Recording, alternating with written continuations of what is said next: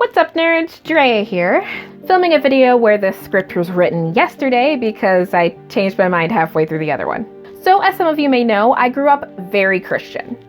And not just Christian, I was raised Seventh-day Adventist. For the first 10 or so years of my life, it was a week of homeschooling, then a weekend of church. And it generally did last the whole weekend. There was usually a program on Friday night, and if there wasn't, it was usually a Christian movie, book, or TV with mom and dad. And that happened as soon as the sun set, usually actually a little bit before. Then Saturday was church all day. Or it was church, then home, then back to church for a program. And Sunday was either a church program, a church meeting, or some kind of work thing involving church. My entire youth was church, and more church.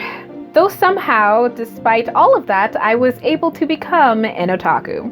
My parents kind of had this loophole thing where we could watch anything involving animals on Sabbath, whether it was Christian or not. So one day when I was little, my dad brought home a box of VHS tapes. Yes, VHS tapes, I am that old. They were all from the series based on Rudyard Kipling's The Jungle Book. This was my first anime. It's old, so old that I don't even really have access to the Japanese version, and all I have are the crappy, kind of cheesy, badly localized English versions. But I love this anime. The music is relatively awesome, and it was definitely more serious and more mature than other things I was watching at the time, especially compared to the Disney movie. Now, just because The Jungle Book wasn't Christian didn't mean we didn't watch some Christian anime. Superbook and Flying House were both series that revolved around kids being sent to Bible times through different methods. Yes, these are Bible isekai, and my dad introduced me to them. Eventually, my parents lost a lot of that conservativeness and pretty much let me watch whatever I wanted. Eventually. It was kind of a slow trickle. It started with me finally being able to see more clearly non-Christian things that didn't involve animals, like the Swiss Family Robinson anime, though this did show on Christian television. Finally, when we got satellite TV, I was able to catch up on all the things I'd been missing out on. I caught the tail end of Sailor Moon. Seriously, the tail end. I started watching it a few months before it was canceled in the US. And I actually still kind of hold a grudge against Carmen Sandiego because it took over that 6 a.m. time slot. I saw a little bit of Dragon Ball Z and a little bit of Digimon, but not Pokemon because it was basically considered the devil when it came to Christian families.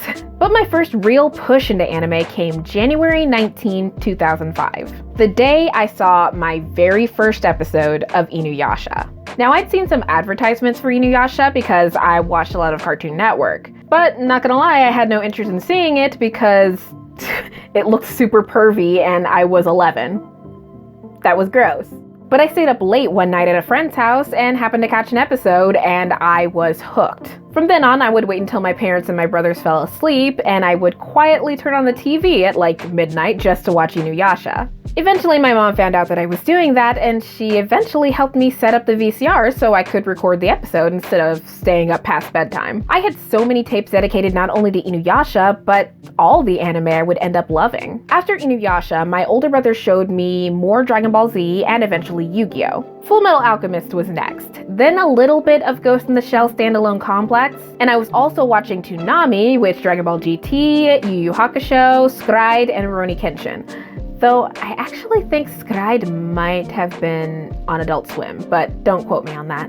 Then I discovered what you could get at the library, and I became a manga hoarder. My mom actually helped me with this a little bit by buying me a surprisingly good Christian manga called Serenity. Seriously, check it out. It's surprisingly good. I would get boxes and boxes of manga from the library. The librarians were not happy about that. And that's how I discovered Ramen 1/2 and how I read the first few story arcs in Inuyasha because they weren't in reruns yet. Also, funny story, we were at the library one day and my mom picked up this anime DVD and she was kind of surprised because she didn't realize there were Christian anime, because this was before I convinced my parents that they had in fact been showing me anime all along. And I checked it out and took it home to watch. It was Chrono Crusade. Chrono Crusade is not a Christian anime. Chrono Crusade is very much not a Christian anime.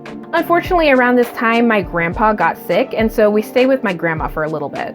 And this was when I discovered Time Warner's Anime on Demand channel. It was called the Anime Network, and it introduced me to a ton of anime. Kaleidostar, Dean Angel, Azumanga Daioh, Diamond Daydreams, Full Metal Panic, Gravitation, This Ugly Yet Beautiful World, Princess Tutu, Slayer's Next, Petite Princess Yushi, a ton. Though sadly, many of these series are kind of lost right now because ADV own the licenses and they're kind of dead.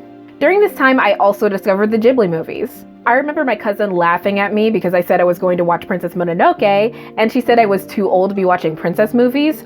Well, surprise and decapitations. I was also getting online more and more to communicate with my friends that I couldn't see because I was out of town, and also to play Adventure Quest. That's when I discovered the evilness that was illegal streaming sites.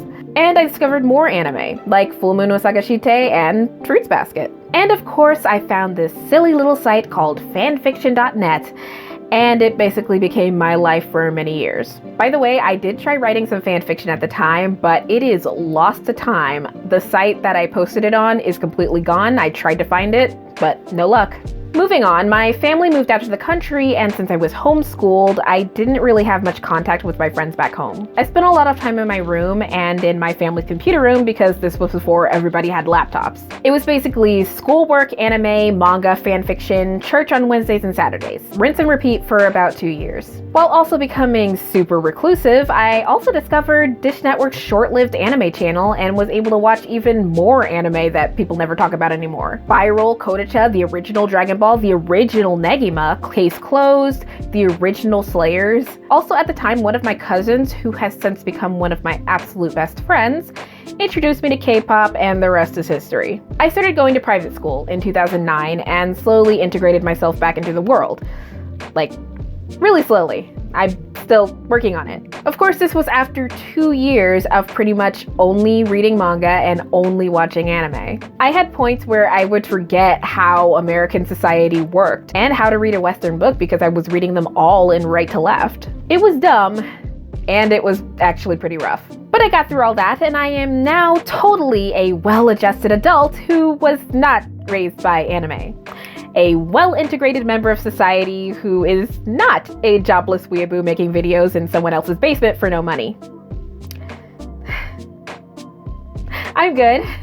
Anyway, that's it for the video. Thanks for listening to this look into what my life was like as a Christian otaku. For those of you wondering, yes, I am still a Christian. I'm just super liberal. Please make sure to like this video and please comment with what your first anime was. I'm kind of curious. Please subscribe if you haven't already and ring the bell so you're notified when I upload more stories about my weird upbringing. Next week's video will be a Christmas one. I have no plans, but I promise it will not be a music video. Probably. Maybe. We'll see. Thanks for watching. Have a great rest of your day, week, month, and year, and I'll catch you guys later. Bye.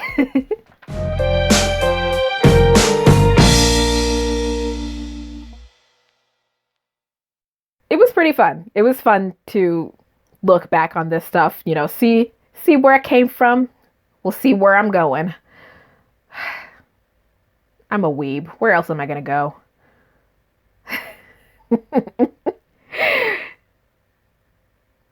I don't know what I'm doing.